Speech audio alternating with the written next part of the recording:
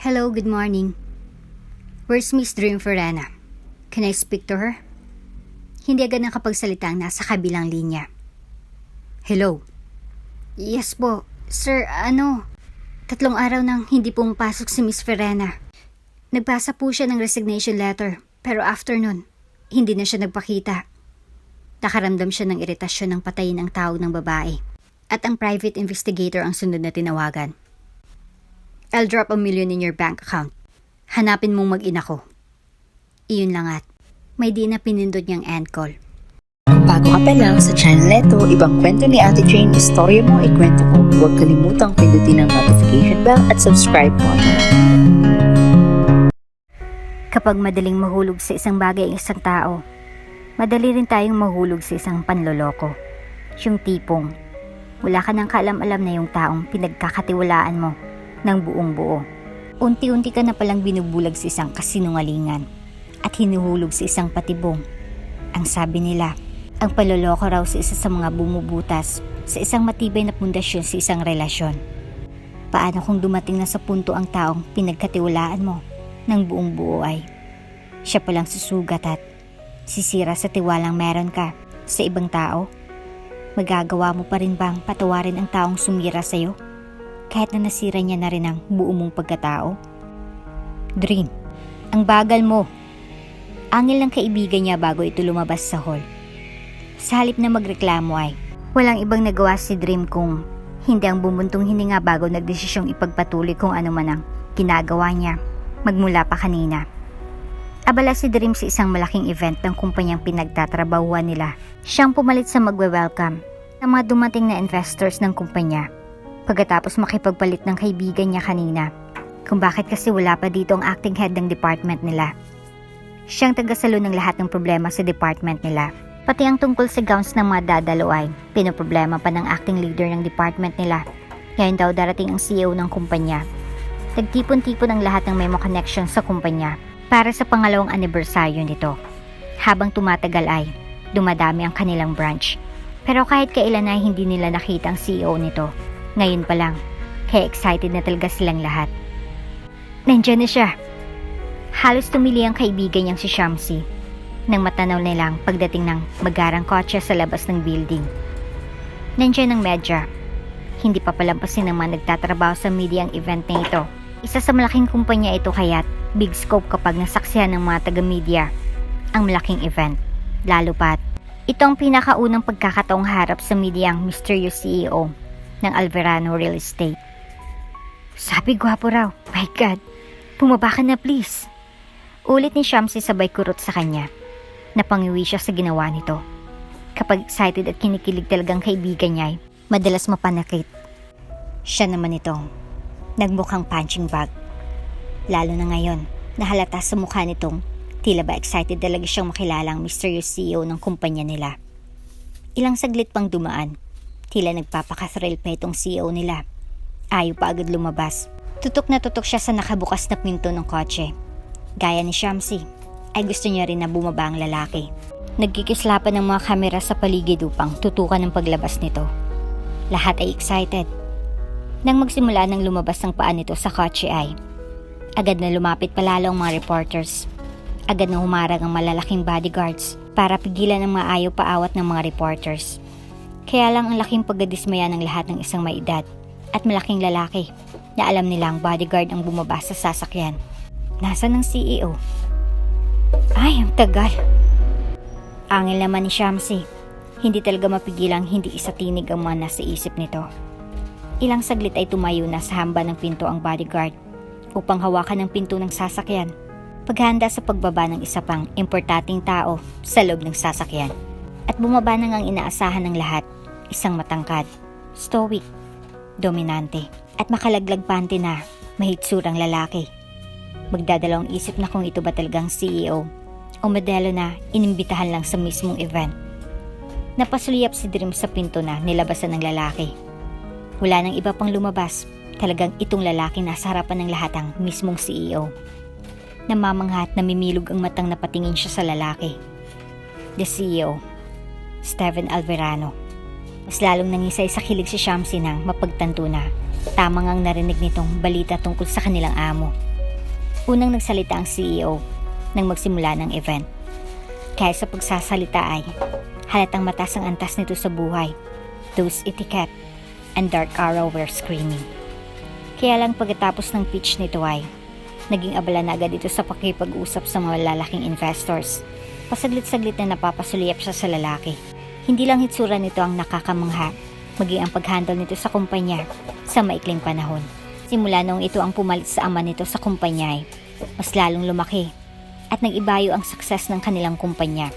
Napakaraming projects at properties na nabili at napasilalim sa Alverano Real Estate simula nung umupo ang lalaki. Kaya hindi niya maiwasang hindi mapanganga habang pinagmamasdan ng binatang nakikipag-usap ngayon kasama ng mga malalaking tao sa business industry. Isang saglit ay natauhan siya nang tumunog ang cellphone niya. Binaba agad ni Dream ang pagkain nang makitang BF niya ang nasa kabilang linya. Hello, babe? Malambing na boses ang bungad niya sa boyfriend niya. Kanina pa siya gutom. Kakain na sana pero mas importanteng mapakinggan niya munang mahal na boyfriend. Ano ba to, babe? Ba't kinat mo ang ATM ko? Alam mo namang may gusto akong bilhin. Ano na lang gagamitin ko sa basketball bukas? Wala akong bagong shoes. Napalunok siya at agad na kinabahan. Babe, di ba napag-usapan na natin na mag-iipon na muna ako para mabili na natin yung lote at bahay sa Laguna? Di ba sabi ko sa'yo hindi na natin magtipid muna? Babe, 10,000 lang naman ang iyong sapatos. Makakaipon ka naman kahit pa hindi mo ikat ang cards ko. Malaki naman ang sinasahod mo, di ba? Alam ko malaking sinasahod mo. Pinutol agad ng boyfriend ang dapat niyang sabihin. Hindi siya agad nakapagsalita. Na-check niya sa bank account niyang sa isang buwan. 50,000 agad ang dabaw sa laman niyon. Alam ang lahat ng pinagagamitan ng perang iyon ay napupunta lahat sa mga gamit pang basketball ni Brian. Mahilig ito sa basketball at sinusuportahan niya ito sa hilig nito. Ito lang ang naisip niyang paraan para makapagpundar siya. Pangarap niyang makapagpundar para sa future nila ni Brian. Paano na lang kapag nagpakasal na siya sa lalaki at wala pa silang matirhan pagdating ng panahon. Gusto niyang maghanda para doon. Babe, alam mo namang ito lang ang pinagkakaabalahan ko. Parati kang wala sa bahay. Parati kang busy sa trabaho mo. Para makalimutan ko ang pagkamiss ko sa'yo. Kailangan kong i-divert ang attention ko. Kaya gusto ko mag-basketball na lang. Mahal mo naman ako, di ba? Dapat sinusuportahan mo na lang ako. Pangungonsen siya ni Brian. Parang hinipo ang puso niya sa sinabi ng binata. Parang gusto niyang pagsisihan. Pinutol niya ang cards nito. Pakiramdam niya naging malupit siya dito. Tuwing sasabihin nitong mahal siya nito at na-miss siya nito, pakiramdam niya, nabablangko siya. Parang gusto niya nalang pagbigyan si Brian sa lahat ng gusto nito. Parang nagsilbing keyword iyon para makontrol nito ang damdamin niya. Ganon kalalim ang pagmamahal niya dito. Kahit sarili niya, nakakalimutan niya na. Sige, bilhin mo ang sapatos na gusto mo. Wala sa sariling sabi niya sa lalaki. Tsaka, gusto ko rin bumili ng bagong polo. Tsaka, may mga perfume akong in-order online parating na rin. Gusto mo bang bagong heels? Magpapabili ka rin ba? Parati ka kasing naka-flat shoes. Tsaka mag-ayos-ayos ka rin. Gayahin mo ang kapatid mong si Andra. Akala tuloy ng iba, hindi kayo magkapatid. Mag-ayos-ayos ka rin kasi minsan. Tapos tumawa pa ito sa kabilang linya sabay singit ng I love you. Love you. Napalunok siya matapos banggitin iyon. Tuwing sasabihin ni Brian iyon, mas lalong nagbubos ang insecurities niya sa katawan. Parati siya nitong kinukumpara sa kapatid niya. Andra is a fashion designer, kaya magaling ito magdala ng pananamit. Mahal niyang kapatid. Alam niyang mahal din siya ng kapatid at wala silang alitan kaya lang. Ayaw niya lang na parating nakakasama si Andra dahil nga sa kaibahan nila. Wala siyang taste sa fashion, malayo-malayo sa kapatid. Since high school, ganito na siya manamit. Si Brian naman ang nanligaw sa kanya at nagtiis ng ganitong katagal sa kanya. Kaya hindi niya kayang tiisin ng anumang gustuhin ni Brian. Natatakot siyang baka balang araw. Iwan lang siya nito. Napasinghap siya nang may humablot ng phone niya. Nalingunan niya ang kanyang kaibigan. Hindi niya malang namalayang may luha sa pisngi niya ng balingan ng kaibigan. Kaya mas lalo itong nairita nang makita iyon. Ang buwisit na Brian na naman ba yun? Inaway ka na naman? Iratado ang boses ng kaibigan. Hindi naman siya. Agad niyang pinahid ang luha at ngumiti ng tipid dito. Kapal na mukha. Siya na nga itong walang trabaho. Siya pang may lakas loob na paiyakin ka? Umiling-iling siya. Wala namang ginawa si Bra. Ko! Ako'y huwag mo nang pinaglolo ko. Patay na patay ka talaga sa kalugong yon. Pinipirahan ka lang nun. Mukha nun. Palamun lang naman. Natahimik siya sa sinabi ni Shamsi. Parati na lang ganun ang sinasabi ni Shamsi sa kanya. Na tuwing sasabihin niyo ng kaibigan, pakiramdam niya. Wala nang magmamahal sa kanya na kung hindi sa pera niya. Wala nang magsiseryoso sa kanya. Ganun na ba talaga siya ka-cheap? Napansin ni Shamsi ang pananahimik niya. Kaya natauhan ito at napagtanto ang sinabi. I'm sorry. Ang sinasabi ko lang, marami namang lalaki dyan na seryoso at alam kong mamahalin ka. Mahal ako ni Brian. Putol niya sa paliwanag ng kaibigan. Napabuntong hininga na lang kaibigan. Alam nitong bulag talaga siya pagdating sa pagmamahal niya kay Brian. Kahit anong sabihin nito, ang pagmamahal ni Brian ang paniniwalaan niya. Si Brian lang ang natatanging taong tumagal sa kanya. Si Brian ang first love niya. Si Brian ang lahat-lahat sa kanya. Kaya kahit anong sabihin ni Shamsi, walang makakapagpabago ng paniniwala niya sa pagmamahal ni Brian sa kanya. May hinanakit siya sa kaibigan niya nang umalis siya sa harapan nito. Sinubukan nitong magpaliwanag pero nakaalis na siya. Akmang tutungo siya sa likod ng building tungo sa parking lot nang matigilan siya. Steven, I love you. Can you at least give me a chance? I know it's just one night stand, pero... And now? Buntis ka na ba? Gusto mong panagutan kita? Give me your bank account so I can send the money. Putol ni Steven sa sasabihin pa sana ng babae. Hindi makapaniwalang napanganga ang babae. Sikat na artistang babae. Sa ito sa pinagkaguluhan sa entrada ng company building. Hindi niya lubos sa kalaing. Aabutan niyang dalawa sa ganitong senaryo. May ganitong side palang sikat na CEO ng Alverano Real Estate. Hindi siya halos makapaniwala. Hindi ako buntis. At kung mabuntis man ako, I can provide the needs of my child. Hindi ko kailangan ng suporta mo. All I want is your love, Steven. Promise. Hindi ako magiging sakit sa ulo. I'm not clingy. I'm an independent woman. I can provide my own needs. It's just that I really like you. Unang kita ko ba lang sa'yo? Nagustuhan na kita. Kaya, please, Steven. Halos lumuhod sa harapan ng binatang sikat na artista.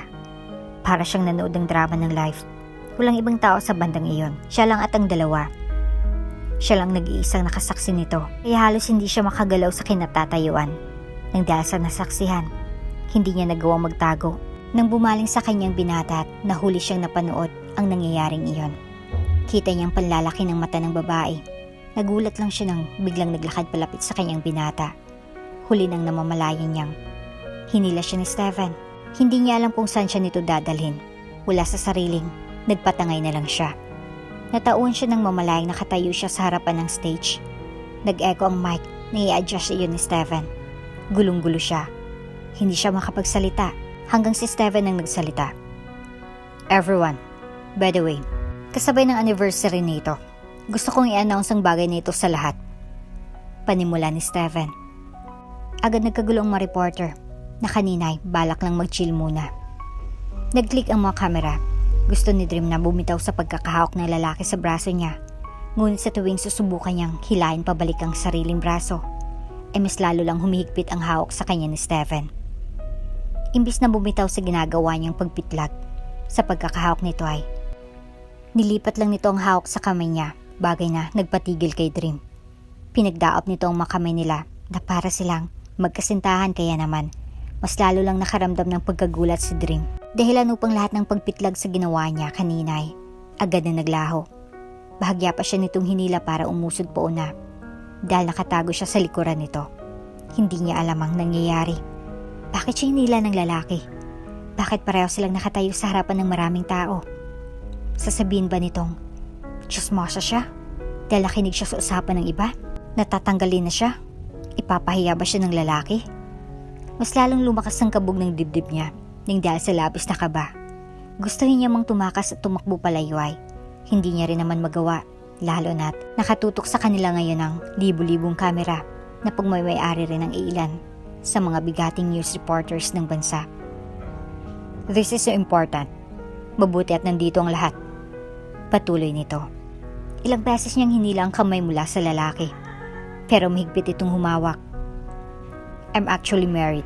And this lady here? Binalingan siya ni Stefan. Is my wife. Parang luluwa na ang mata niya nang balingan ng CEO na si Stefan Alverano. Hindi niya alam kung anong mararamdaman. Para siyang mahilo na mahimatay sa narinig dito. Mas lalong nagkagulo at inulan ng tanong silang dalawa sa stage. Hindi siya makapagsalita.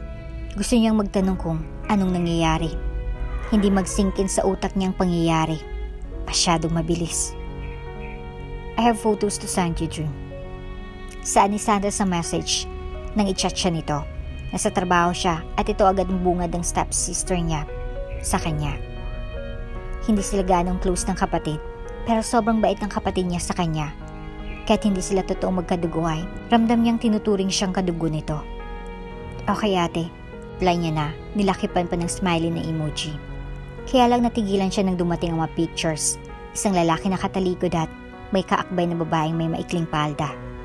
Agad bumilis ang tibok ng puso niya. Pamilyar sa kanyang lalaki, pero pilit na tinatanggi ng puso niyang nakita.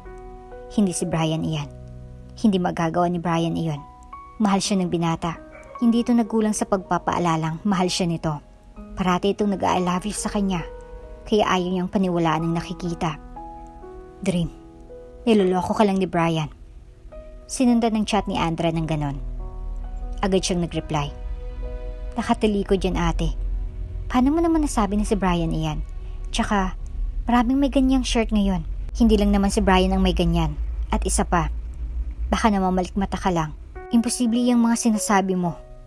Sinamahan niya ulit ng smiley na emoji. Magre-reply pa sana ang kapatid niya pero inoff niya na ang laptop. Ayaw niya nang basahin pang sunod nitong sasabihin. Alam niya namang pati magulang nila ayaw kay Brian. Walang trabaho si Brian. Siya lang nagpapakain sa boyfriend niya. Sa isip-isip niya, wala naman siyang purwish yung iba para humadlang sila ng ganoon. Nagmamahalan sila ni Brian. Wala siyang makitang mali sa relasyon nila. Yung mga tao na kapaligid lang ay may problema sa kanilang dalawa. Actually, anniversary na nila. Matagal na sila, kaya dapat niyang i-treasure iyon imbis na pagdudahan pa ang boyfriend. Abala siyang nagluto ng kung ano-ano pagdating niya mula sa trabaho. Gugas siya ng pinagkainan dahil pagdating niya, nandun pa rin ang pinagkainan nilang dalawa kaninang umaga. Hindi pala naghugas at naglinis si Brian. Pati yung labahin ay tambak kaya isinalang niya na lang din sa washing machine. Nagluto siya at nag-design sa dingding. Naglagay siya ng happy anniversary doon. Nang masatisfied na siya, sa kanya sinet up ang hapag. May pakandal pa siya at kilig na sinindihan niyon. Doon lamang siya sa hapag naghintay. Umabot na lamang ng 3 oras ang paghintay niya pero hindi pa rin dumating si Brian. Nakatulog na siya sa tagal at nagising siya sa doorbell mga bandang 1 a.m. Pupungas-pungas pa siyang nagtungo sa pinto upang pagbuksan ng dumating. Malit ang kondo niya. Pangdalawahan lang kaya mabilis niyang narating ang pinto. Inasahan niyang ang matinong si Brian ang mabubungaran niya pero nalaman niyang may kasama itong 2 lalaki. Mga kaibigan niyo ni Brian. Nakipagbasag ulo sa bar. Niyaya niya kaming mag-inom dahil natalo sa game. Kaya lang sa bar naman siya nagkalat. Kung alam lang namin. Medyo guilty na nag-explain ng mga kaibigan ni Brian. Akay-akay ng 2 si Brian. Lasing na lasing ito at hindi na halos makatayo. Salamat sa paghatid kay Brian. Nagbitaw siya ng tipid ng ngiti sa 2. Kahit mabigat ang boyfriend ay, kinaya niyang bigat ng lalaki upang mahatid dito sa kwarto. Akmang bibisan niya ng lalaki nang mapansin ang marka ng lipstick sa pisngi nito at sa damit. Tila binuhusan siya ng napakalamig na tubig sa nakita. Medyo lutang pa siya ng tanggalin niyang damit at bihisa ng lalaki. Anniversary nila tapos lasing pa itong umuwi. Ang malala ay may marka ng lipstick sa pisngi. Lasing na ito. Nasa bar pa. Mas pinili niyang isipin na baka aksidente lang. Baka hindi naman sinasadya. Hindi siya lolokohin ni Brian. Kinabukasan ay naimasmasan ng lalaki. Mag-isa na lamang kinain ni Dream ang mga niluto kagabi. Pinagluto niya agad ng sinabawan si Brian kinaumagahan. Para sa hangover nito kahit malilate na siya sa trabaho. Love you babe. Pahabol na sabi ni Brian bago siya umalis. Nag-init ang pisngi niya at kinilig naman sa loob-loob niya. Nabura lahat ng hinala niya kagabi dahil lang sa isang I love you nito. Ganun lang kadali. Marami silang trabaho nung mga time na yon. kaya halos hindi na siya nakakain pero nagawa niya pa rin na paalalahan ng kumain si Brian. Ni hindi nito sinin ang chat niya pero ayos lang sa kanya, niintindihan niya. Baka abala na naman sa laro, baka may match na naman na sinalihan. Mga bandang hapon na siya nakakain at parang magkakasakit pa yata. Kung kailan busy siya saka naman siya parang lalagnatin. Ihatid na lang kita mamaya, pagkatapos mong kumain, uminom ka kaagad ng gamot. Pinaalalahanan siya ni Shamsi. Pati ang kaibigan na ay nag-aalala sa sitwasyon niya. Sabi nito ay maputla siya. Kinaya niyang buong araw na trabaho. Pagod na pagod siya. Pero makakaya naman niyang umuwi mamaya. Tara na. Anyaya ni Shamsi na mag-8 na. Sa sama ng pakiramdam niya ay hindi niya napansin ang oras. Laking pasasalamat niya at out na pala. Hindi na rin nagdagdag ng trabaho ang acting leader nila. Kaya okay lang kung di na mag-overtime. Balak niyang pagkarating sa condo ay magpapahinga agad. Parang dinoble pagod niya dahil sa lagnat.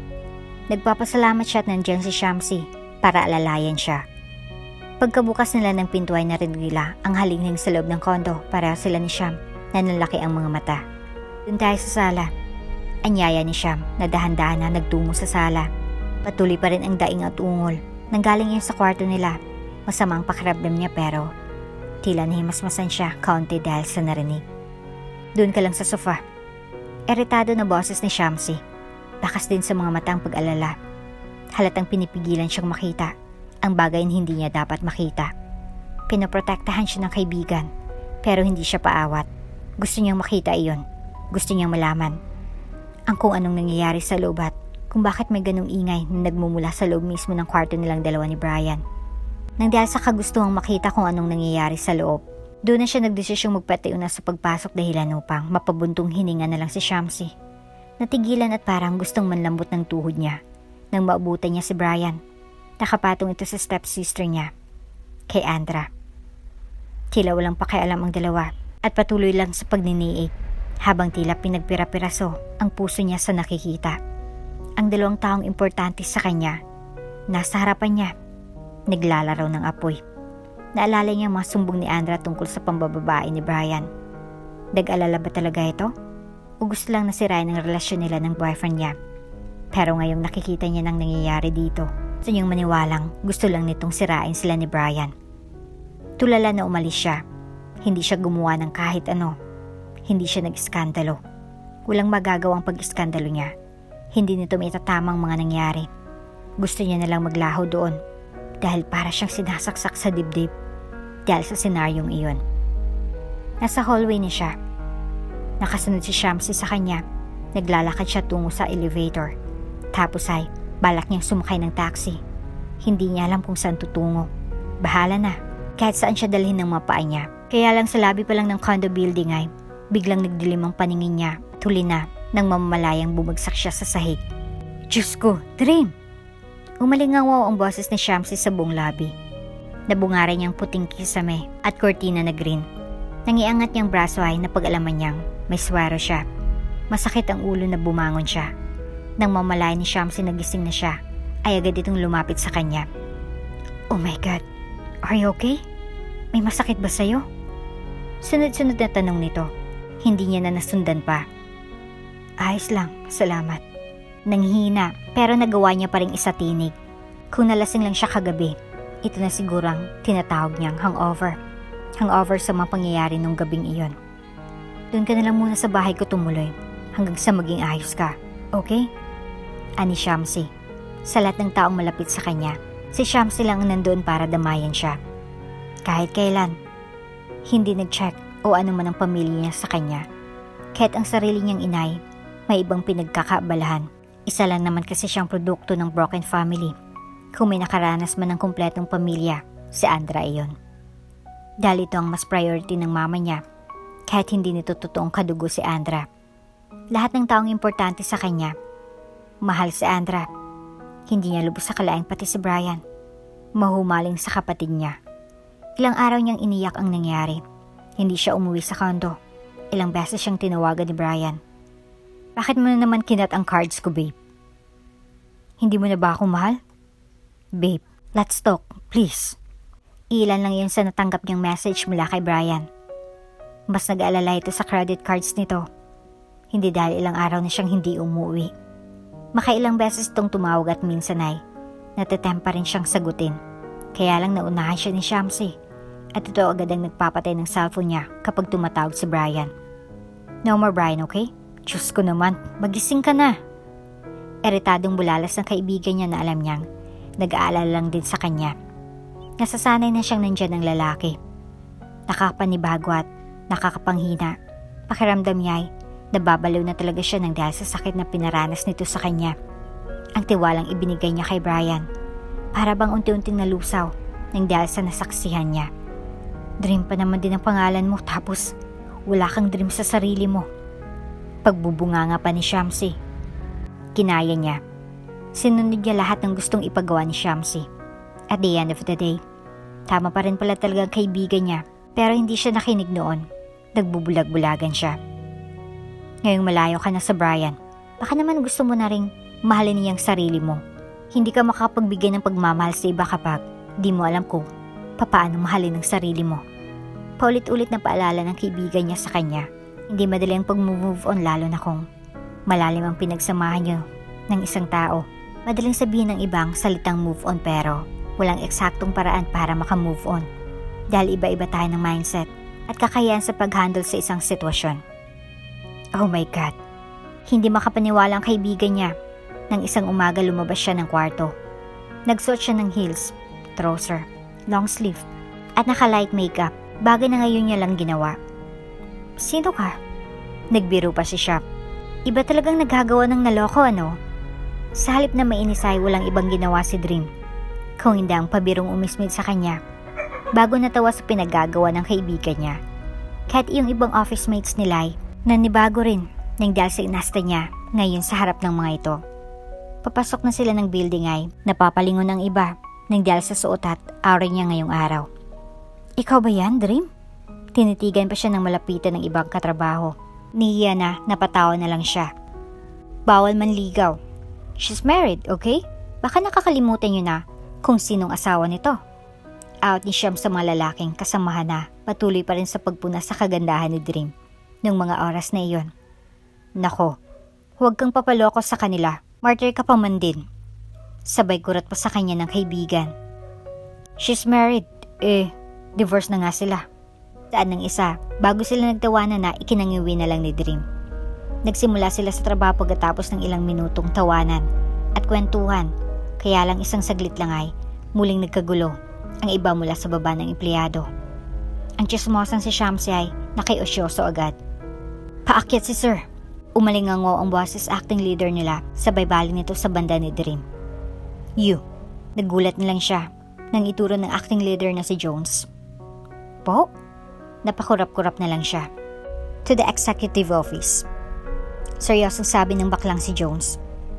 Nalaglag ang folder na bitbit niya. Naalala niya pa kung papaano siya hinila noon ni Sir Stephen para gawing kunyaring asawa. Kinumpis ka ang lahat ng pictures nakuha ng mga reporters sa gabing iyon ng event. Walang nag-leak na litrato niya dahil doon. Kaya lang hindi napigilan ng balitang may asawa na nga si Steven Alverano. After a week na lumabas ng ibang bansa si Steven at nag-utos itong gumawa ng issue tungkol sa breakup at divorce nilang dalawa. Hindi niya maintindihan kung bakit nga ba ginawa yun ni Steven. Ipinakilala siya ng asawa sa harap ng maraming tao. Pagkatapos ay babawiin din pala. Sa bagay, wala naman siyang gusto sa lalaking iyon. Supposedly, wala na siyang issue tungkol sa bagay na iyon. Binayaran siya ni Stephen pagkatapos ng gabing iyon ng malaking pera para sa danyos. At nakabili siya agad ng condo unit dahil sa perang iyon. Ang problema ngayon, bakit siya nito pinapatawag sa office? Parang hindi niya tuloy magawang humakbag papunta sa office ng CEO nang dahil sa mga naiisip niya ngayon. Galingan mo sa performance. Kung pwedeng luhuran mo. Isubo mo. Di bali nang mapasubo ka. Sure pa ni Shamsi sa kanya. Hindi niya maintindihan ang ibang pinagsasabi ng kaibigan. Natatarantang nagtungo siya sa office. Isang buong palapag ang executive office. Sumakay siya ng elevator para makarating doon. Sa elevator pa lang, kabado na siya. Lalo na noong nakarating siya mismo sa office nito. Ganyan itong natanaw na nakatayong malapit sa glass wall at nakatingin sa labas. Hawak ang isang baso ng alak. Nakapolo dress na ito na itim at nakatupi pa itaas. Ang cool nitong tingnan. mas lalo pa itong tumangkat sa paningin niya. Kahit sinong babae makakakita dito, magkakasala talaga. Napaisip siya. Parang mali yata ang propesyon na pinasok ng binata. Dapat yata nagmodelo na lang ito. Tiyak mas bagay ito doon. Sayang itsura nito at nakatago lang sa tahimik na office ng Alverano Real Estate Building. Good morning po, sir. Pinapatawag niyo raw po ako? Nangingimi at ngumiti siya sa gwapo at hot na boss. Yung office nito, pinabalutan ng masculine na aura. Panglalaki talaga. Malayo siya pero amoy niyang panlalaki nitong pabango. Nang bumaling ito sa kanya, saglit niyang napigilan ang hininga. Nang tumamang birding mata nito sa kanya, mas lalo lang siyang kinabahan. Have a seat, lady. Bariton ng boses nito, nadagling umalingaw sa buong office. Natatarantang agad siyang umupo. Hindi siya makatingin dito. Napatanong siya sa sarili. Bakit kaya kailangan niya pang umupo? May mahaba-haba pang pag-uusapan kaya sila? Nakayuko lang siya. Ngunit lumipas ang ilang segundo na hindi agad ito nagsalita kaya napatingin siya sa lalaki. Nagulat siya nang malabang nakatitig ito sa kanya. Matamang nakatitig ang birdie nitong mata sa kanya. Halata talaga dito ang pagkabanyaga. She broke up with your boyfriend, right? Namilog ang mata niya sa unang sinabi nito. Po? Paano niyo po nalaman? Imbis na sagutin siya ay matama lang siya nitong tinitigan gamit ang seryoso. At nakakatunaw nitong mata, kaya napatikim na lang siya. Opo, a month ago. So hindi na mahirap sa'yong ipapagawa ko ngayon. Sunod nitong sinabi. Kunotong napatitig siya sa lalaki. Hindi naman ito nagpapatalo at nakipaglaban din ng titigan. Nakakatunaw ang tingin na iyon at hindi niya matagalan. Kalaunan ay napaiwas siya ng tingin. What do you mean, sir? Bahagya siyang natawa. Kalakip ng kaba. Magbalikan tayo. Muntik na siyang mahulog sa kinaupuan dahil sa sinabi ng lalaki. Napuno ng tili ang stock room nang tumili si Shamsi. Nagsisi siyang sinabi niya pa sa babayang na pag-usapan nila ng Sir Steven niya. Ngayon tuloy para itong uod na inasinan at pinaghahampas pa siya. Langya, kinikilig ako, ano ba? Doble ang inoffer ngayon ni Sir niya sa kanya. Mas malaki pa kaysa doon sa binayad nitong danyos dati. Kaya lang sa pagkakataong ito ay kailangan niya nang mag-face reveal sa madla. Gugulo ang buhay niya, maya't mayay. May paparazzi na sumusunod kay Steven, kaya't may dalawa itong bodyguard. Tapos siya, hindi niya afford ang renta. Tapos gugulo pa buhay niya. Sino naman kayang maniniwalang pinatulan nga siya ng isang Steven Alverano? Pang high-end na klase ng babaeng bagay sa Sir Steven nila. Samantalang putyo-putyo lang naman siya. Pag-uusapan ka, makikita ang fast luck mo sa magazine. Ipapabillboard ang mukha mo. Napangiwi siya sa huling sinabi ng kaibigan. Medyo exaggerated ay yung sinabi nito. Siya nga pala, pumayag ka? Hindi agad siya nakasagot sa tanong nito. Hindi niya nga alam kung tama bang sabihin niya pa sa kaibigan lahat ng napag-usapan nila ni Steven kanina. Kaya yung ibang bibig nitong si Shamsi kapag nakasagap ng balita. Pumayag ka, di ba? Alanganin siyang umisi dito. Sabi ko pag-isipan ko pa. Ay, taray! May time pang mag-isip? Ano ka, Gold? Napabusangot siya sa sinabi nito. Kwenento niya dito ang kinabahala niya. Mabuti na lang at naiintindihan naman ito. Binigyan lang ako ng hanggang bukas na deadline. Kailangan ko nang sabihin sa kanyang sagot ko. Pag-amin niya. Kapag di mo kaya rin, sabihin mo ako na lang. Bumanghalit na tawa ni Shamsi. Namilog ang mata niya. Oo nga no, ikaw na lang kaya. Tumigil sa pagtawa si Sham at tumabang ang mukha nito. Huwag mong ipasa sa akin yan. Balato ko na yan sa'yo. Para makafafa ka naman ng matino. Lunes ng umaga, gaya ng napag-usapan, binigay niya ng sagot niya sa boss nila. Halata namang ina-expect na nitong papayag siya. Ang laki talaga ng kumpiyansa nito sa sarili. Kung di lang dahil kailangan niyang bumangon mula sa pagkakalugmok dahil sa ginawa ni Brian. Hindi siya papayag sa bagay na ito. Nung iniwan niyang lalaki, iniwan niya rin dito lahat ng gamit niya, kondo, at ang lahat ng napundar niya sa kondo na iyon. Ayaw niyang magbitbit ng mga kasangkapan na magpapaalala sa kanya sa nangyari sa nakaraan. Iniisip na lang niya na isa yung bangungot. Nagpalit siya ng SIM card at nagbago ng account. Iyon ay utos lahat ni Shamsi. Sinunod niya lahat. Kung makakatulong iyon para makalimutan niya na ang nararamdamang sakit, gagawin niya. Napatitig si Dream sa mga nakasulat sa kontrata. Sigurista si Steven Alverano.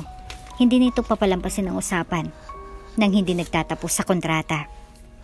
Lahat ng kailangan mong malaman sa akin, nakasulat ni John. Ani Steven. Ako po, hindi po ba ako magdi-disguise? Umangat ang kilay ni Steven. Do we need to do that? Napaisip si Dream. Galing siya sa broken family. Hindi mayaman ang ina niya. Guman lang ang buhay nila dahil sa stepfather niya. Kaya nga nagsusumikap siyang mag-isa para hindi siya habang buhay na umaasa sa stepfather niya. Hindi ko po alam. Tipid ang ngiti ni Dream. Medyo alanganin pa. Hindi siya confident sa katayuan niya sa buhay. Dahil hindi naman talaga magandang background ang family niya. Para sa kanya, hindi yun nakaka-proud. Actually, it's just 6 months. Tapos nun malaya ka na ulit. May sakit ang ama ko. Limitado na lang ang nalalabing araw niya sa mundo. Gusto niyang makasal muna ako bago siya magpaalam. Namilog ang mata niya ng balingan ng lalaki. Ang chairman? Gulat niyang bulalas. Gulat na gulat siya. Mabait ang ama nitong si Chairman Douglas Alverano. Mahal na mahal ito ng lahat ng empleyado nito dahil sa pagka-down to earth nito. At walang kalam-alam man nasa kumpanya sa nangyayari sa chairman. Siya pa lang yata. That's confidential. Isa sa pinagbabawal kong mag-leak. Wala kang pagsasabihan. Bumalik sa pagka-stricto ang mukha ng binata. Sure, maasahan mo po ako. Automatikong sagot niya. Kumunot ang noo ng binata. And that po of yours. Huwag mo akong pinupo, asawa mo ako. Call me Ven. Or you can make your own endearment para gamitin nating dalawa. Ikaw nang bahala. Okay, ani at alanganing ngumiti. Dream, oh my God, bruha ka. Gumising ka dyan. Inalog-alog siya ni Shamsi. Halos mahulog na siya sa kama dahil sa malakas na pag-alog ng kaibigan. Ano ba, Sham? Day off ko ngayon, bakit ba? Garalgal ang boses na reklamo niya sa kaibigan. Bumangon ka dyan at magmumog. Maligo ka muna. Bilisan mo at bumaba agad. Tinulak-tulak pa siya nito tungo sa banyo. Bakit ba kasi? Antok na antok pa siya. Ngayon na lang siya babawi ng tulog. Bubulagin pa talaga. Dalian mo dyan at huwag mong pinaghintay si Sir Steven sa baba. Huling sabi ni Shamsi bago halos liparin ang hagdan pababa. Unay, hindi niya agad napagtanto kung anong sinabi ni Shamsi. Kalaunan ay namilog ang mata niya nang magsingkin ang sinabi ng kaibigan. Seryoso? Bulalas niya sa harap ng salamin. Tuloy at binilisan niyang pagligo. Pangbahay pa rin ang suot niya nang bumaba siya. Para kunyari hindi siya prepared. Good morning po. Nauutal niyang bungad kay Steven na prenting nakaupo sa high stool, malapit sa countertop. Simpleng tangula ang ganti ni Steven sa sinabi niya. Abalang-abala sa mini kitchen nito si Shamsi. Sinenyasan pa siya ng kaibigan na siyang mag-serve ng kape ni Steven. Agad niya namang sinunod ang utos ng isa. Get ready. Imimit natin ngayon ang father ko. Ngayon niya gustong makita ka.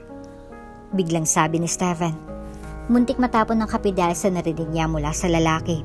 Nahuli niya pang muntik mapatili si Shamsi sa kilig. Akala mo naman talaga totoo may relasyon silang dalawa ni Steven. Party lang naman ito ng trabaho niya. Kaya hindi niya gets kung bakit ganyan na lang kung kiligin ng kaibigan. Baga akong pumunta dito dahil kailangan mo akong samahan sa pamimili ng bulaklak. Dadalhin natin kay Papa. Patuloy nito. Napatango-tango siya. Ngumusta si Shamsi tapos ay ngumisi naman. Gusto niya talaga ito hampasin. Nihiya siya sa mga pag-assume nitong magiging totohanan ng kunyaring bagoon silang dalawa ni Steven. Nagbihis agad siya pagkatapos nilang magagahan. Gaya ng napag-usapan, bibili muna sila ng bulaklak. White rose ang pinili ni Steven, sakto, para yun sa mamay sakit. Medyo kabado siya. Mabait naman daw ang ama ni Steven, pero dahil ama ito ng boss niya, ay may malaking pangalan sa business industry, kaya hindi maiwasang hindi siya kabahan. Isang private room ang tinungo nila. Kita ang pag-aliwalas ng mukha ng maedad na chairman sa pagpasok ni Steven. Ngunit mas lalong nag-aliwalas sa iyon nang sunod na pumasok si Dream. Siya na ba? Nanginginig ang boses ng matanda. Kita niya kung paano ito kasayang makita na may dalang babae si Steven. Mas lalong nakaramdam ng guilt si Dream habang pinagmamasdan ang mag-ama. Kung alam lang nito na binayaran lang siya ni Steven para sa bagay na ito, baka hindi niya magawang humarap pa sa chairman. kapag dumating ng araw na iyon. Parang gusto ko na tuloy hilingin na gumalaw-galaw na kayo at gumawa na ng apo ko. Pagbibiro ng matanda na sinabayan pa ng tawa. Namilog ang mata ni Dream na palunok. Nang pinatawag si Steven ng Dr. Rai, nagkaroon sila ng pagkakataong makapag-usap ng matanda. Nagsimula na magkwento ang matanda tungkol kay Steven. Alam mo, iyang anak ko, lapitin ng babae. Pero kahit minsan, wala pang ipinakilala sa akin na girlfriend niya. Kaya nag-aalala talaga ako baka tumandang single lalo pa at workaholic. Tumawag matanda. Oo nga po. Nakitawa na rin siya. Pero sana, huwag ka magsawa sa kanya. Madalas stricto at mainitin ang ulo niyan.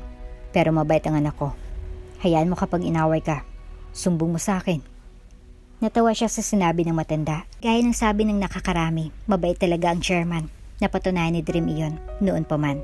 Ituring mo na akong ama, simula ngayon iha. Huwag kang mahiyang lumapit sa akin. Pamilya na tayo. Tipid siyang ngumiti sa huling sinabi nito. Kahit hindi sabihin ni Steven, sa mga sumunod na linggo ay nagtungo ulit siya sa chairman upang magdala ng bulaklak. Natutuwa na siyang nakakausap minsan ng matanda. Gaya ng isang tunay na ama, hindi nito ipinagkais sa kanyang maramdaman niyon. Hindi niya man nakasamang ama niya. Tila nagkaroon naman siya ng ama sa katauhan ni chairman. Natigilan si Steven nang mabuti niya si Dream sa private room ng ama. Hindi inasahan ng binatang pagbisita ng dalaga sa ama niya kahit hindi niya sinabi. Sa mga sumunod na araw ay naging hobby na nito ang pagbisita sa ama niya. Kita niyang tuwang-tuwa naman ang ama sa babae. May isang bagay na gustong iwasan ni Steven.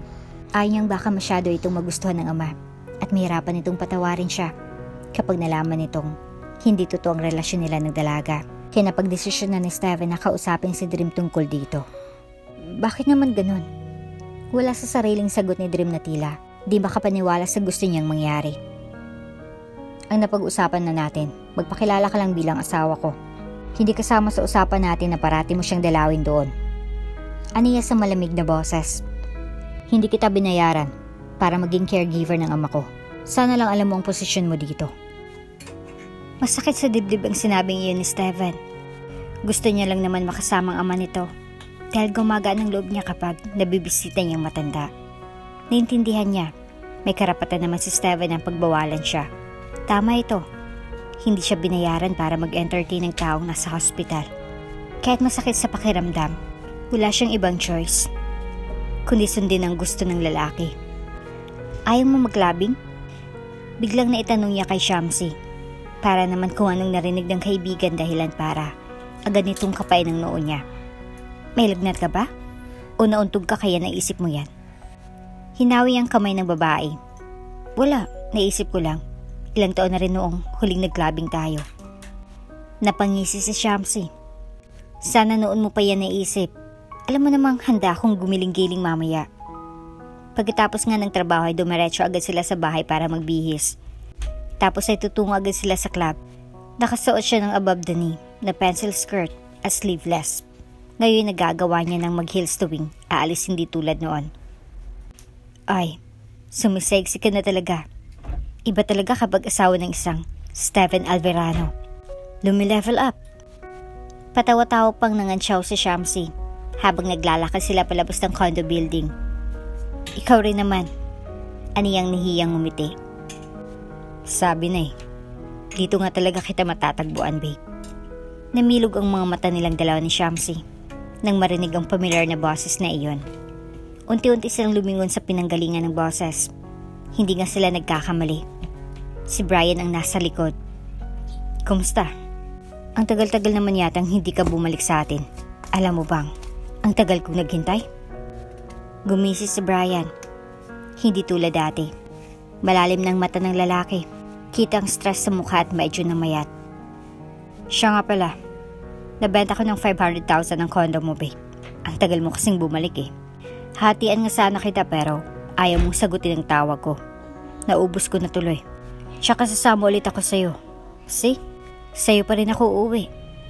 Kumindat pa ito. Kinilabutan si Shamsi doon habang nakakuyom ang kamao ni Dream.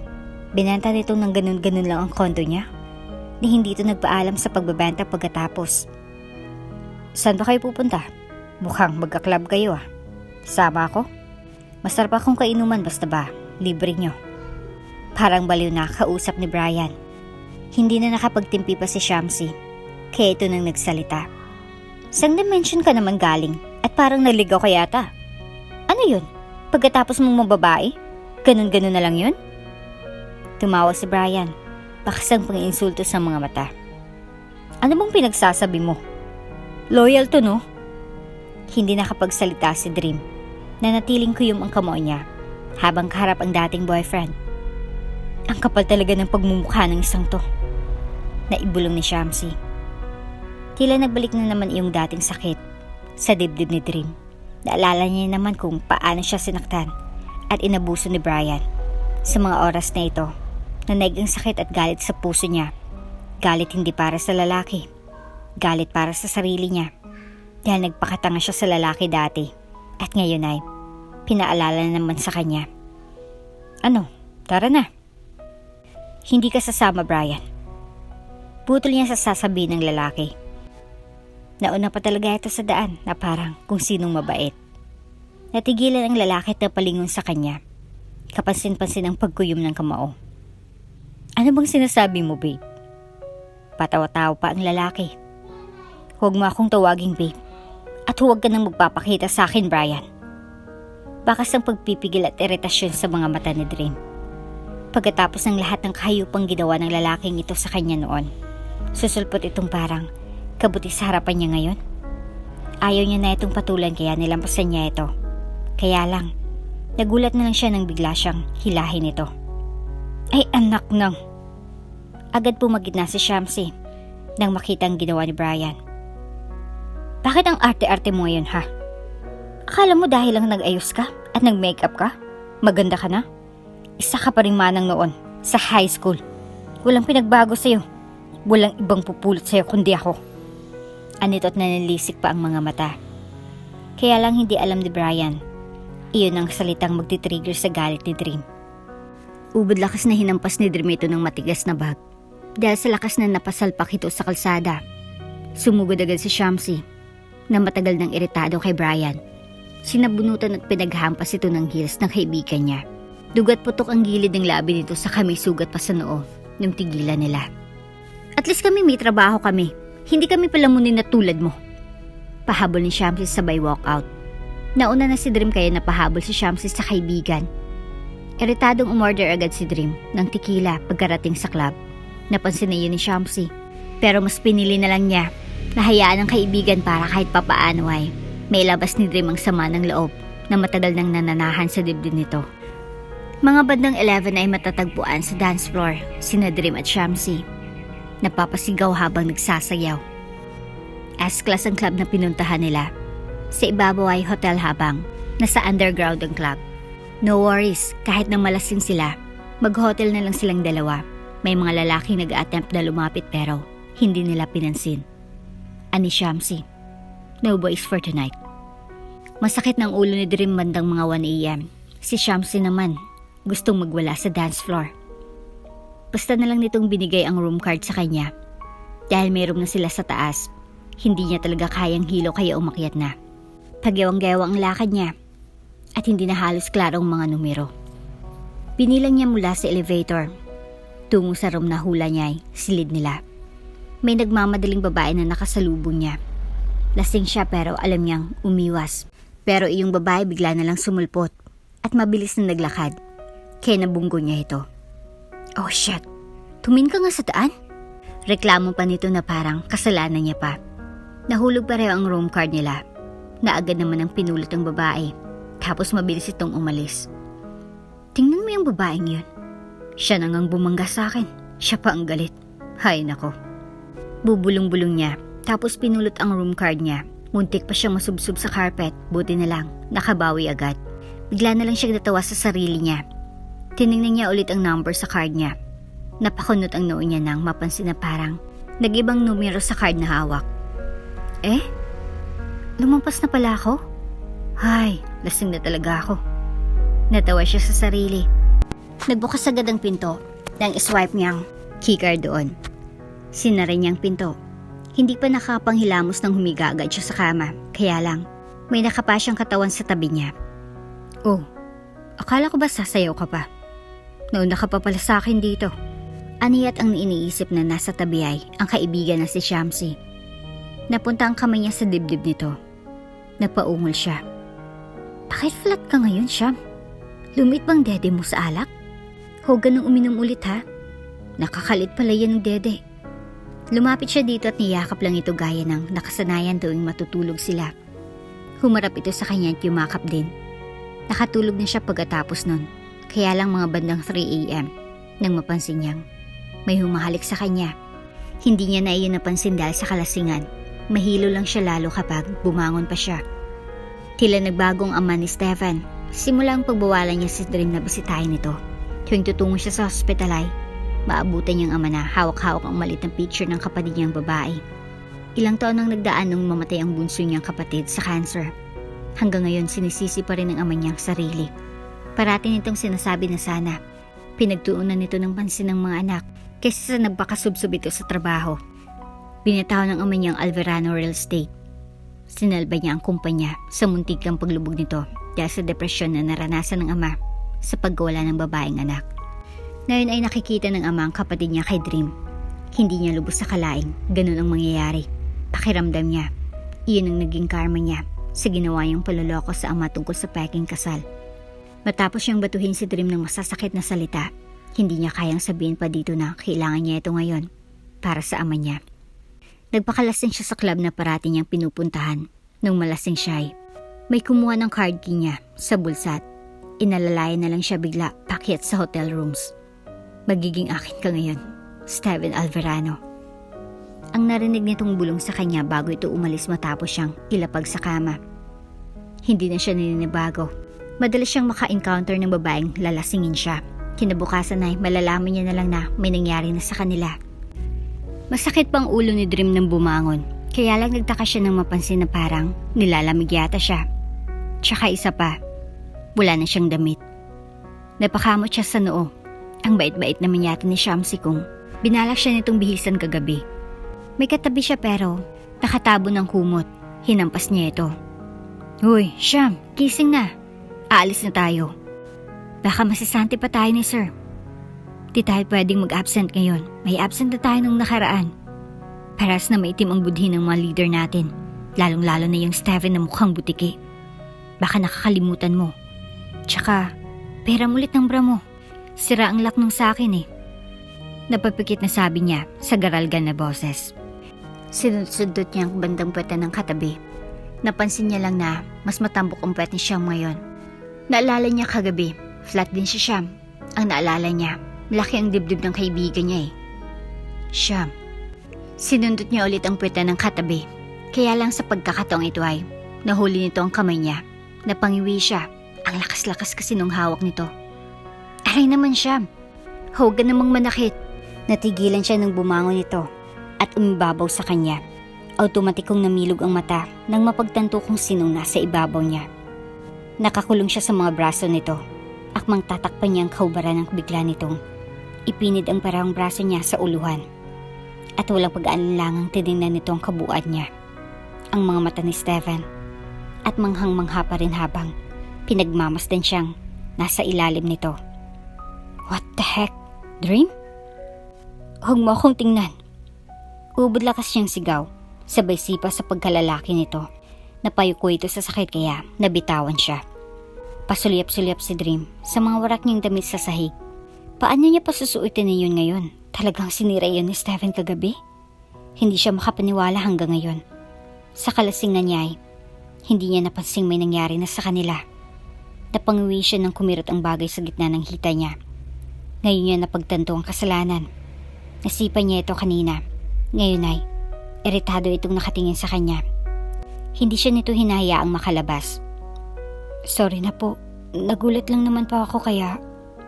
Hindi niya na maituloy ang sasabihin at napakagat na lang sa ibabang labi. Napatingin si Steven sa labi ng dalaga. Nang gawin ito na yun. Ilang beses nang napalunok si Steven bago kumrap-kurap. At sinikap na mato ng atensyon sa sinasabi ni Dream.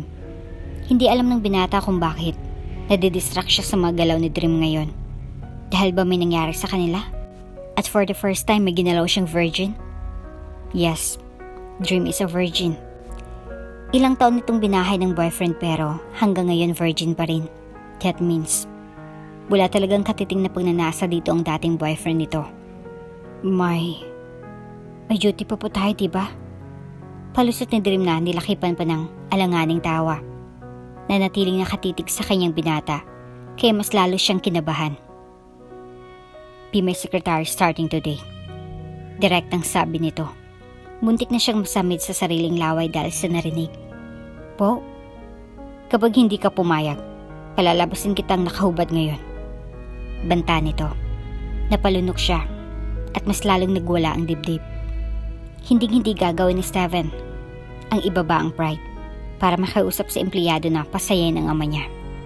Gagawin niya yun ang sapilitan. After all, nasa ilalim pa rin ang kontrata niya si Dream. Nagtatrabaho ito sa kanya kaya gagawin ito ang lahat ng sasabihin niya.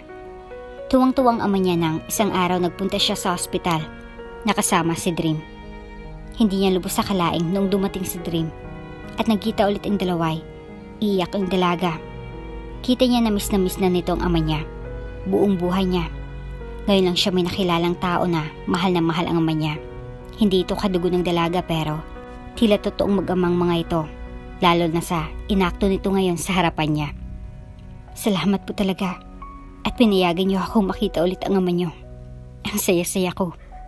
Naiiyak na sambit ng dalaga. Nakausapin siya nito sa opisina niya. Medyo matabang ang aura niya. Pinakita niyang wala siyang pakialam sa sinabi ng babae. Pero ang totoo, napaisip agad siya sa naging reaksyon nito. When he hired a private investigator, napag-alaman niyang ampun lang si Dream lang tinuring nitong ama. Maagang nagtrabaho ang dalaga at walang kinagis ng totoong ama. Hindi priority ng ina. At behind sa pamilya, kung ituring ng pamilya ay outsider lang. Ngayon niya naintindihan kung bakit sa pagmamahal ang dalaga. Kaya gano'n na lang ito na-attach sa ama niya noong unang meet ng dalawa. Ayos ka lang? Nag-aalala si Shamsi nang bumalik ulit siya sa CR ng kumpanya para sumuka. Ito na yatang pangatlong suka niya sa comfort room sa araw na iyon. Kanina pang hindi magandang pakiramdam niya. Sinusubukan niya ring gumamit ng thermometer pero hindi naman mataas ang temperatura niya. Wala nga siyang lagnat, kaya naman palaisipan para sa kanilang dalawa ang nararamdaman niya ngayon. Ayos lang. Aniya pagkatapos pahira ng wet wipes ang bibig. Hindi kaya namilog ang mata ni Sham. Kinabahan siya sa naging reaksyon ng kaibigan. Hindi niya naman sinabi sa kaibigan na may nangyari sa kanilang boss nila. Wala itong ideya. Baka buntis ka sa anak ng kulugong Brian na iyon. Napakurap-kurap siya. Kahit pa paano ay nagkamali ito ng duda sa nangyayari sa kanya. O baka ulcer iyan. Naku, pa-check up na tayo tama. Magpa-check up tayo. May kakilala ako. Doon tayo pupunta mamaya sa break time. Hindi na siya nakaangal sa kaibigan. Sinamahan nga siya nito sa doktor. Sinabi niya lahat ng symptoms, kaya lang kinabahan siya sa sinabi ng doktor. Ubi ang kailangan niyo. Gulat na bumaling sa kanya si Shamsi.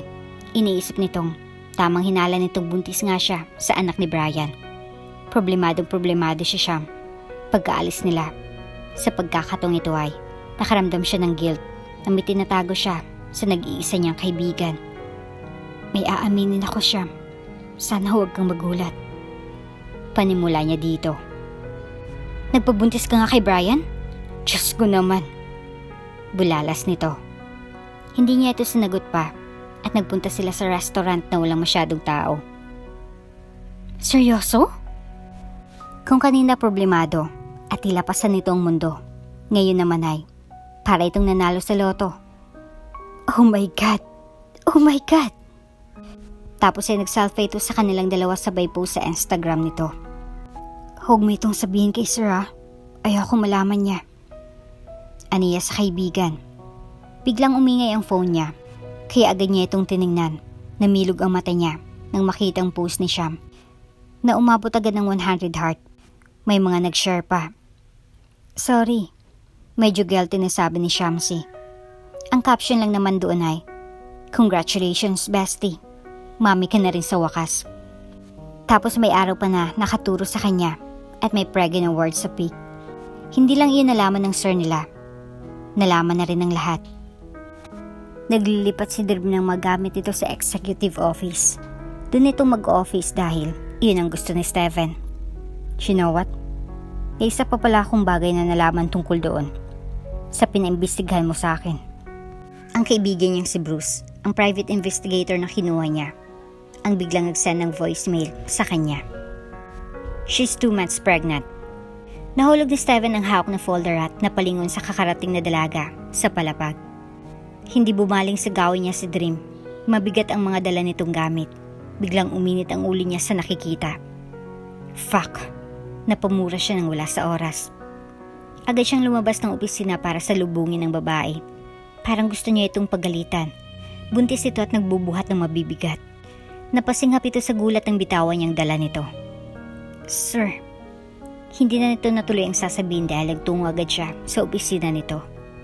Agad siyang napatingin sa aircon sa room na iyon. Mamayang gabi ipapacheck niya iyon. Baka hindi gumagana. Pinagmasdan niya ang size ng office. Nagtataka ng pinagmasdan siya ni Dream. Halatang nagugulan ito sa kinikilos niya ngayon. Napaisip siya habang pinagmamasdan ng paligid. Walang sofa. Plastic ang upuan nito. Paniguradong hindi komportable ang upuan na iyon. Lalo na kapag matagal kang nakaupo. Sir, ayos lang po kayo? Untag ni Dream sa mga iniisip niya. Natauhan siya at pahiya na umiling at lumabas agad ng office ang babae. Mabilis siyang dinampot ang telepono. Tinawagan niyang personal shopper niya. Marami akong papagawa sa'yo. Hindi agad nakapagsalita ang personal shopper niya dahil alam nitong seryoso siyang marami talaga siyang iutos sa araw na iyon. Maagang dumating si Dream sa opisina kasama si Shamsi, pakyat sa executive office. Gulat na abutan pa nilang nagkakagulo ng mga tauhan na nag-aayos ng mga gamit sa office niya. Isang mamahaling sofa, maliit na ref, bagong desk, bagong computer, bagong printer, mamahaling swivel chair, bagong cabinet. Nung buksan nilang ref ay puno ng prutas, tubig, at kung ano-ano pa. Paano nila nalamang bago lang lahat iyon? Dahil may mga tag pa. Wow, parang gusto ko na rin tumira dito. Natatawang kantsaw pa ni Shamsi. Hindi makapaniwala si Dream habang pinagmamasdan ng malinis at maayos na office. Ganito ba talaga si Sir sa mga sekretary niya? Aniya't hindi maalis ang tingin sa buong office. Nagkibit balikat si Sham. Baka sa'yo lang. Tapos kinikilig na naman ito. Nang dumating si Steven mga bandang 8, agad niya itong sinalubong. May inilagay siyang kape sa desk nito. Salamat po sa tulong, sir. Doon sa sa office ko po. Hindi siya makatingin sa lalaki. Isang simpleng tangulang isinagot nito. Napangiti siya bago bumalik sa office niya. Bago mag-12, may tumawag sa kanya galing sa front desk. May packet na order dyan. Ano to sa kabilang linya? Dinala ng tauhan natin. Bago niya pa na ibaba ang telepono ay may dumating na sa palapag. Binalingan niyang gawin ni Steven. Busy pa rin ang lalaki. Siyang nag-receive ng order. Nalaman niyang pagkain yun mula sa kilalang restaurant. Mag-12 na. Bababa na rin siya maya-maya para kumain kasama si Sham. Nag-text na rin kasi ang babae na bumaba na siya maya-maya dahil maghihintay ito sa kanya sa kantin. Hello po, sir. Just call me Ven kapag tayo lang dalawa. Kailangan mong sanayin ang sarili mo. Ang alam ni Papa, asawa kita at hindi empleyado. Natahimik siya. Ang nagawa na lang ay tumango.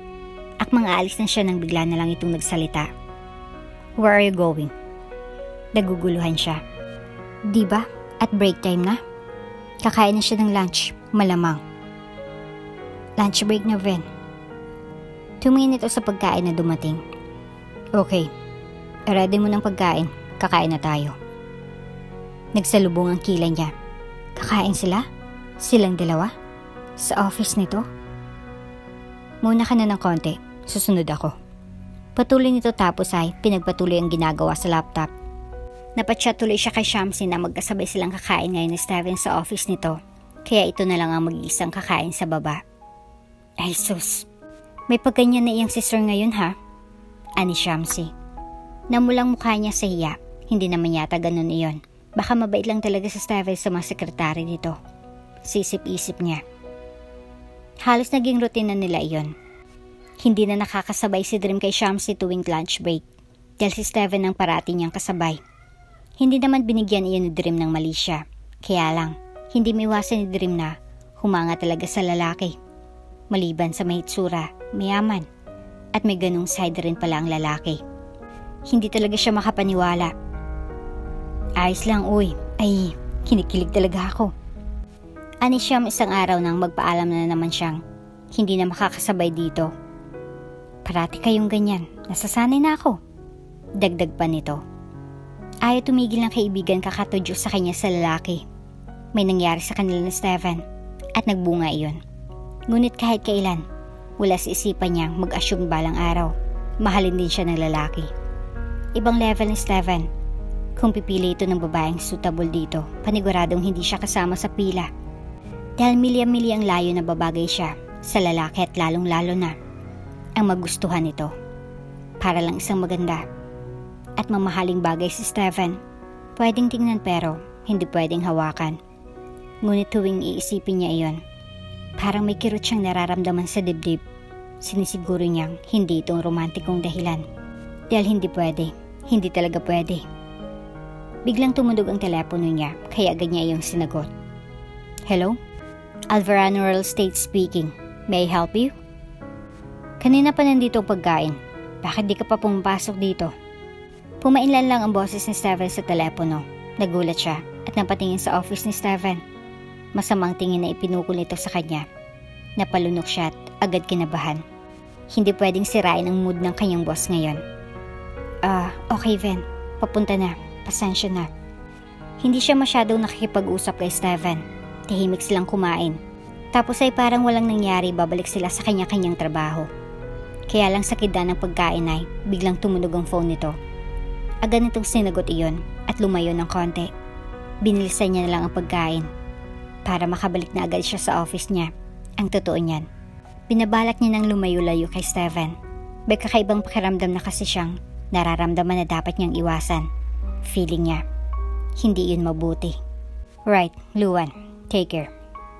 Natigilan siya sa pagsubo ng marinig iyon. Pangalan ng babae iyon. Napalunok siya at tila nagkaroon na lang bigla ng bikig sa lalamunan niya sa mga oras na iyon.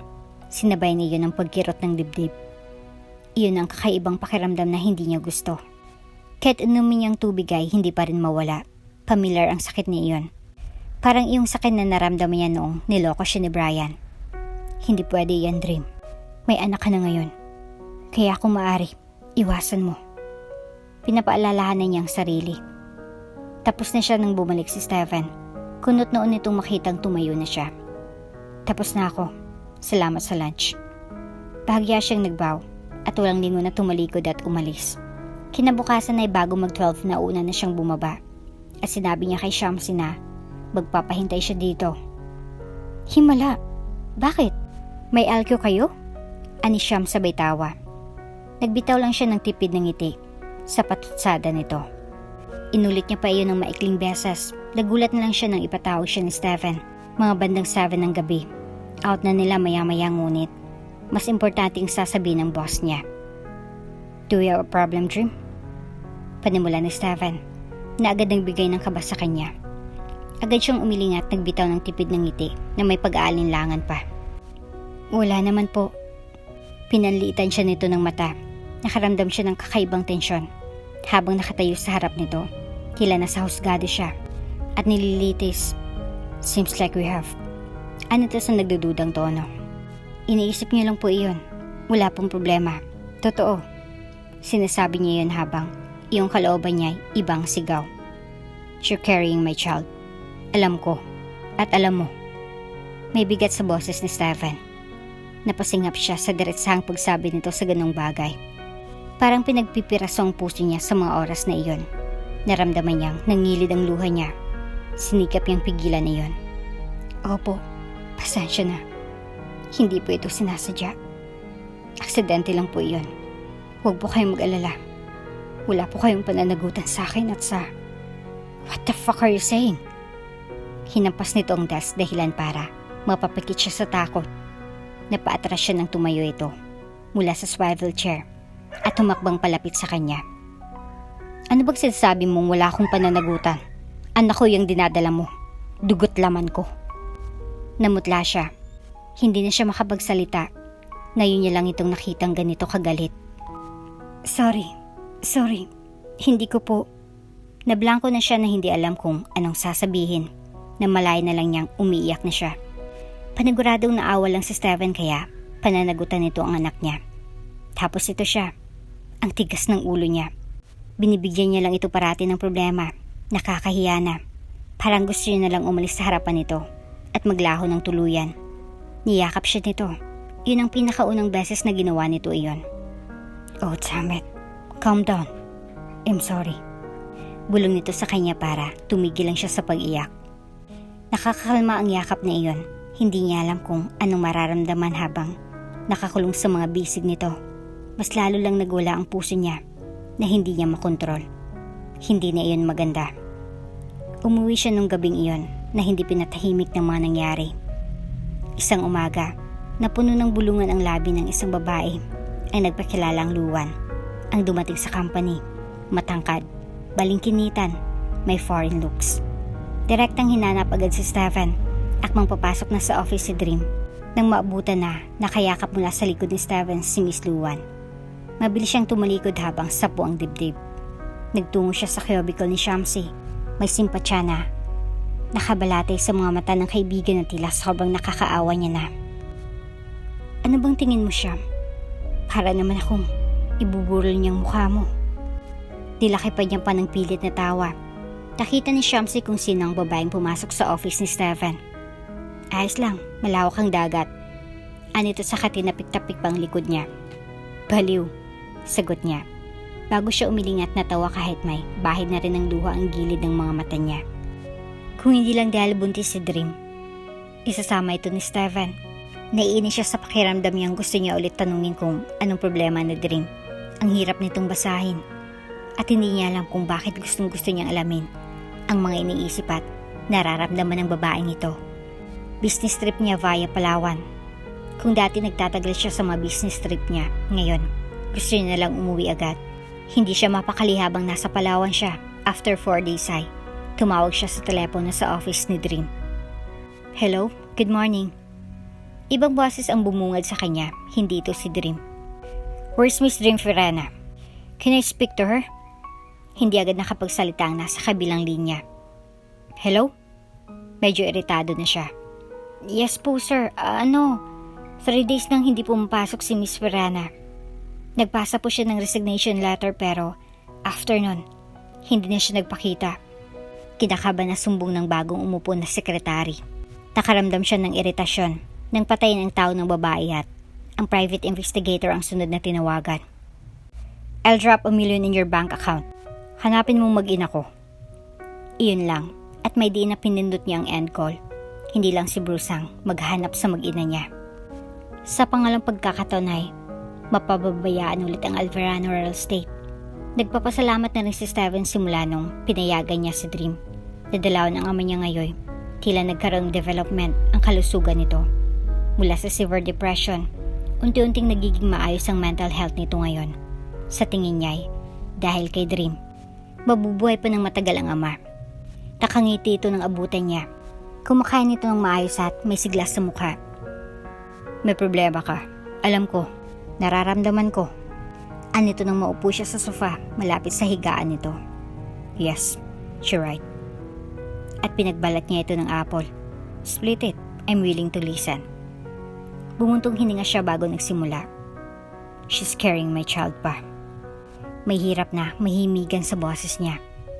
Nanlaki ang mata ng ama at mas lumapad ang ngiti. Pero umalis siya. Tinakasan niya ako. That's why I'm so sorry. Ako na naman ang bibitiw sa kumpanya. Sana ayos lang sa inyo na hanapin ko muna siya. Hadapin mo siya. Tumaas ang boses ng ama. Kailanman ay hindi malaking kawalan ang kumpanya kumpara sa mga taong mahal mo. Napangiti siya at tumango-tango. Talagang gagawin niya iyon. Bago siya nakalabas ng pinto ay may pahabol pang ama. Gawin mo ang lahat upang mahanap ang abot, anak ko. Ibalik mo si Dream. At huwag na huwag mo na siyang hayaang makawala pa sa iyo, anak. Ang totoo niya, Nay, bago nagpakalayo-layo si Dream ay dumaan ang babae sa hospital at kinausap ang matanda. Hindi makakalimutan ng matandang sinabi ni Dream habang nagtutulog-tulugan siya. Mahal ko po si Steven. Patawarin niyo po ako kung nagpanggap akong asawa ng anak niyo. Kaya ako alis para makalimutan ang nararamdaman ko. Natatakot akong baka lumala ito at baka di ko na mapigilan. Baka masaktan lang ako ulit. Kaya Papa, sorry talaga. Iyon ang kauna-unahang pagkakataon na tinawag siyang Papa ni Dream. Nang imulat niya ang mga matay, wala nang babae. Nakaalis na si Dream. 7 years passed. Isang pampasaherong jeep ang huminto sa malikabok na provincial road. Nang tulikan, bumaba ang 2 batang kambal na lalaki nasa edad 6 na taong gulang. Hoy, hoy! Hintayin niyo ako, huwag agad aalis! Sigaw ni Dream, na hindi pa nakababa ng jeep ay may bitbit na balde. Ang kulit ng mga kambal mo, Dream. Natatawang puna naman ng isang pasahero. Oo nga eh. Natawa na rin si Dream at hinilang balde na may laman ng mga kabibi. Mama, tulungan kita! Tapos ay agad na humawak si Steve sa hawakan ng balde. Ako sa kabila. Si Eva naman ang sumingit kaya nabitawan ni Dream ang balde. Wala na siyang dala dahil pinagtulungan ng bitbitin ng dalawa. Ay sus, hingi lang kayo ng ice cream eh. Pinagkukurot niya ang pisngi ng dalawa niyang anak. Oo, kambal ang naging anak niya. Noong una, natakot siyang malaman na 2 batang nabubuhay sa sinapupunan niya. Kalaunan noong lumabas ang mabait at may kakulitan niyang kambal. Para siyang nasa paraiso. Taga-agawan sa trabaho ang dalawa. Sa murang edad pa lang ng mga ito. Naintindihan ng mga bata kung gaano siya kapagod. Malapit sa dagat ang baryo na tinitirhan nila. Iyong ipon niya sa pagtatrabaho dati. Pinampuhunan niya sa maliit niyang poultry. Kahit papaano, sa kabila ng hirap ng buhay, nakayanan niyang itaguyod ang mga anak sa abot ng kanyang makakaya. Kaya lang sa kabila ng saya, may problema na naman siyang hinaharap ngayon.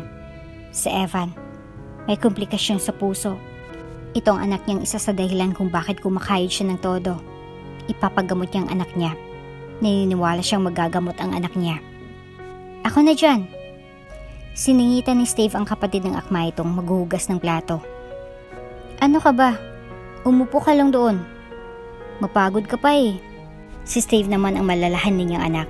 Masungit ito kay Evan pero sobrang maalalahan nitong kapatid sa kambal nito. Matanda ng 1 minuto si Steve kay Evan.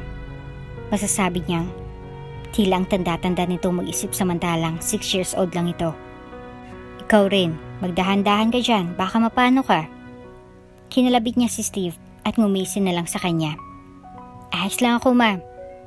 Tuwing tinitingnan niya ang mga anak niya, tila nakikita niya kay Evan ang hitsura niya, samantalang si Steven naman sa anak niyang si Steve. Lalo na sa mga ugali. Mama, nandito na si Lola. Tuwang-tuwang sumbong ni Evan na siyang nagbukas ng pinto. Sa labas ng maliit nilang bahay, nakatayong ina niya. May kotse sa labas at alam niyang sinadya siyang puntahan nito doon para na naman kulitin. Ilang beses na siya nitong kinulit na bumalik sa puder ng mga ito. Gusto nitong tumira sila sa malaking bahay ng mga ito. Maayos at tahimik na naman ang buhay nila sa sulok ng probinsyang iyon. Hindi niya lang maintindihan kung bakit kulit ng kulit sa kanya ang ina niya na iwan ng tulikan. Pasok po. Aniyang mahimigan ang tabang sa boses niya. Ayos na ako dito. Hindi rin naman ako magtatagal. Nakasuot ito ng mamahaling damit. Tila nakalimutan na ng ina niyang kung saan sila nagmula dati. Kahoy din ang dating upuan nila sa luma nilang bahay. Bago dumating ang stepfather niya sa buhay nila. Tapos ngayon, halos ayaw niyang tingnan ang kahoy niyang upuan na tila ang dumi-dumi nun. Gusto ko lang magbigay ng groceries at chocolates. May tipid ng ngiti na sumilay sa labi ng ina. Agad ang sitakbuhan sila Steve at Evan sa abuela. Heto, ito pa. Marami yan sa amin. Gusto niyo bang dumalaw doon? Patutsada ng ina niya sa mga bata na ikinainis niya naman. Huwag niyo nang kwentuhan ng ganyan ang mga bata ma. Natigil ang ina niya. Nagtanong lang naman, ikaw talaga. Siyempre hindi ka naman kasi pumapayag. Sana nga pumayag ka na. Nakakalungkot sa mansyon. Nandito ang mga apo ko. Tigilan niyo na ako sa kakahikayat na bumalik doon. Ayos na kami dito. Aniya dito. At saka, Ayos na kami ni Andra. Wala na akong dapat balikan pa doon.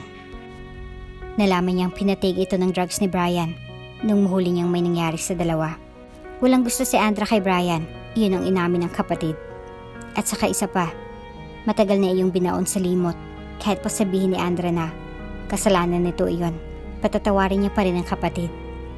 Ako, nandun din naman ako. Hindi ba ako sapat na dahilan para bumalik kayo sa mansyon? Kumunot ang noo niya sa sinabi ng ina. Nung magtrabaho siya, nagkaroon ng kondo, pinuhay ang sarili, kahit kailan. Hindi ito sinabi ng ina niya sa kanya, kahit kailan. Hindi siya nito kinulit na bumalik sa mansyon. Bakit ngayon lang, ma? Natigilan nito nang sabihin niya iyon. At bahagya siyang natawa nang may sarkasmo. Anong ibig mong sabihin, Dream? Sabi ko kako, bakit ngayon lang? Matagal na akong malayo sa pamilya niyo. Simula nung mag-18 ako. Kaya bakit ngayon lang? Kung umakto ka para kang ina, na ayaw mawalay sa anak, kinaya mo nga ng ilang taon na wala ako. Tapos ngayon? Ano naman ang kailangan mo yon? Duda ko may motibo ka kaya gusto mo akong pabalikin doon. Hindi niya natapos ang sasabihin ng dumampo sa pisngi niya. Ang malakas na sampal. Para siyang nabingi sa sampal niya iyon. Kaya lang bago siya makahumay, napansin niyang humarang si Evan sa pagitan niya at ng lola nito. Huwag mong saktan ng mama ko. Agarin niyang hinawakan ng braso ng anak para kumalma at lumayo muna pero patuloy itong umiiyak. Sino ka ba para saktan si mama? Sino ka, ha? Isinigaw iyon ni Evan. Kita ang pagkagulat sa mga mata ng ina niya. Evan, anak. Pinakalma niya ito pero hindi ito nakinig. Kaya si Steve ay tumulong sa pagtahan sa kambal. Umalis ka na, ma. Iritadong baling niya sa ina. Hindi nakinig ang mama niya kaya mas lalo lang siyang nairita. Hanggang sa bigla na lang sumigaw si Steve. Nahimatay si Evan dahil sa matinding pag-iyak. Nahintakutan na agad siyang binuhat ang anak palabas ng bahay. Sa kotse ko. Sumakay kayo sa kotse ko. Natataranta na rin ang ina niya pero nagawa pa nitong pagbuksan sila ng pinto. Wala siyang choice, kundi sumakay na doon. Mas importante na madala agad ang bata sa ospital. Inasikaso naman agad ito. Kaya lang hindi sapat ang aparato doon para sa pasyente na tulad ni Evan. Kaya napilitan silang sumama sa syudad. Sa ospital sila nanatili. Naiinis siyang isipin na parati siyang walang choice sa pagkakataong iyon. Dream. Si Shamsi. Dumating ito kinabukasan. Bakas ang pag-alala sa mga mata ng kaibigan. Sa lahat ng taong nakapaligid sa kanya, ito ang alam niyang may totoong malasakit para sa kanya. Napabaling agad ito sa batang katabi niya, si Steve. Siya na ba? May kahulugang tanong ng kaibigan. Tumango siya. Kambal ang naging anak namin. At gumilid siya para makita ni Shamsi, ang isa pang anak niya na nakahiga sa hospital bed. Napanganga na lamang si Shamsi sa nalaman. Wala siyang kontak kay Shamsi. Natakot siyang malaman ni Steven ang lokasyon nila ng mga bata. Hindi niya natapos ang kontrata dito. Iniisip niyang kakasuhan siya. Ipapakulong siya ni Steven. Ngunit ang taong kinatatakutan niya ay siyang pumasok sunod ni Shamsi. Agad na nanlaki ang mga mata niya nang masilayan ulit ang mukha ni Steven. Humihingal ito. Pagod at naka-office pa nang dumating. Bakit? Wala sa sariling na itanong niya sa kawalan. Nang makita siya ni Steven ay nagulat siya nang inisang hakbang lang nito ang pagitan nila at sinalubong siya nito ng mahigpit na yakap. Dream. Tila nakahinga ng maluwag nang sabihin nito iyon. Sunod na pumasok sa pinto ng hospital ay ang mama niya at si Andra. Bakas ang pag-alala sa mga mata nang magsalubong ang tingin nila. Kalaunan ay humiwalay si Steven nang mapansin ang dalawang bata na nasa likuran niya. Si Steve na nakatayo malapit sa nakakarate na si Evan. Wala nang sinabi pa si Steven. Niyakap nito agad si Steve. Habang gulat at hindi makapagsalita ang bata sa ginawa ng ama na ngayon lang nakaharap, bumusang luwas sa mga mata ni Dream habang pinagmamasdan ang mag-ama. Tumango siya kay Steve, bakas sa mukha ng bata na nagugulan ito sa lahat ng mga nangyayari ngayon, lalo na sa presensya ng lalaking hanggang ngayon ay nanatili pa rin nakayakap sa kanya. Siyang dahilan kaya gusto kong bumalik ka na dito. Parati siya sa bahay. Halos ayaw niya nang umuwi. Araw-araw niyang iniisip na baka bigla ka nalang umuwi. Napakatagal niyang naghintay na makita kayo, anak. Paliwanag ng ina niya. Kaya parati siyang pinupuntahan at hinihikayat ng ina niyang bumalik sa mansyon dahil naghintay si Steven sa kanila. Hindi na ako nakatiis. Nahawa na ako. Sinabi ko sa kanyang totoo na nandito kayo. Dugtong ng ina niya. Mas lalong bumuhos ang luha niya sa mga narinig. Dadalhin natin si Evan sa ibang bansa. Maraming heart surgeon doon na magagaling. Magagamot siya. Yun ang paulit-ulit na sinabi ni Steven. Hinintay niyang sumbatan siya nito. Hinintay niyang magalit ito sa kanya dahil sa paglayo niya. Pero hindi yun kailanman ginawa ni Steven. Nagbago ang aura nito, hindi tulad noon. Mas naging matured at mas malaki ang katawan. Bakit ka naghintay? Ang tanging namutawig sa bibig niya, kahit anong mangyari. Tatanggapin niyang tulong ni Steven. Kung kailangan niyang maglumuhod at tapakan ang pride niya, gagawin niya para sa anak niya. Nagpapasalamat siyang nandito ito. Kahit anong man ang dahilan nito, wala siyang pakialam. Hindi agad ito nakapagsalita, pinagmusta nito ang mga mata niya. Salamat sa tulong. Hindi ko yan tatanggihan. Wala ako sa lugar para tumanggi sa grasya ko, para sa buhay ng anak ko. Anak ko rin, Dream. Putol nito. Simula nung pinagbuntis mo mga bata, parating mo iniisip na ikaw lang mag-isa ang dapat magpalaki sa kanila. Bakit ba pilit mo akong inaalis sa buhay nila? Akong ama ng anak mo. Bumigat ang boses nito. Dahil ayaw kong kinakawaan mo ko. Ayaw kong tatayo kang ama sa mga bata dahil lang sa naawa ka sa amin. Ayoko ng awa ang dahilan. Kaya kasama ka namin. Hindi kita ikukulong sa sitwasyon na ayaw mo. Bigla itong nagbitaw ng sarkastikong tawa. Awa? Hindi kita hihintayin ng 7 taon, Dream. Kung awa lang itong nararamdaman ko. Hindi ako magdurusa ng 7 taon. Kung tatawagin mo lang itong awa. Umalingawa ang boses nito sa walang taong hallway ng hospital. Natulala siya sa sinabi nito. Sana tinanong mo man lang ako bago mo ako pangunahan. Bakas ng pait sa mga mata nito. Hindi na siya nakapagsalita dahil sa mga inamin nito. Hindi ito umalis sa tabi nilang mag-iina. Lahat ng kailangan ay provided ni Steven. Ang kumpanya, sino nag-asikaso ngayon? Biglang naitanong niya nang maging okay ng sitwasyon sa pagitan nilang dalawa. Si Luan. Siyang pumalit muna sa akin. Simpleng sagot nito. Napalunok siya at agad na payuko. Si Luan ulit. Naalala niya, ang babaeng yun isa sa dahilan. Kaya mas lalo siyang nanliit sa sarili. Isa rin sa dahilan kaya pinili niyang iwan si Steven.